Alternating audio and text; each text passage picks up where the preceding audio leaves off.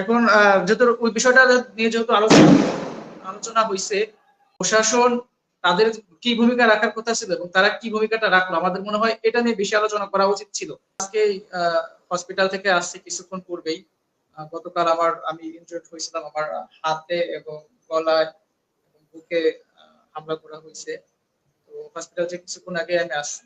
খুব নৃশংসভাবে আমাদের উপর হামলা করা হয়েছে এবং আজকে সারা দেশে যে নৃশংসতা চলেছে, আমরা এই পর্যন্ত যতটুকু জানতে পারছি আমাদের 6 জন আন্দোলনকারী শিক্ষার্থী তারা শহীদ হয়েছেন।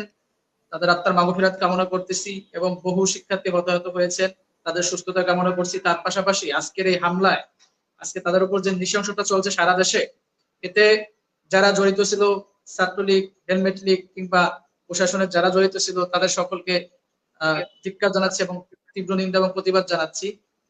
যেহেতু আমি শেষের পর্যায়ে প্রায় মনে হয় যুক্ত হয়েছি, এখন একটা বিষয় আমি স্পষ্টভাবে বলতে চাই যে আজকে আমাদের আসলে মূল কথা বলার বিষয়টা হলো আজকে রাষ্ট্রে যেটা হলো, প্রশাসন তাদের কি ভূমিকা রাখার কথা ছিল এবং তারা কি ভূমিকাটা রাখলো, আমাদের মনে হয় এটা নিয়ে বেশি আলোচনা করা উচিত ছিল। এবং আরেকটা বিষয় জানছেন যে রাজাকারের যে বিষয়টা, আমাদেরকে মাননীয় আপনি শেষের দিকে জয়েন করেছেন, তো এগুলো নিয়ে আসলে আলোচনা হয়েছে। জি, এখন যেহেতু ওই বিষয়টা নিয়ে যেহেতু আলোচনা হয়েছে,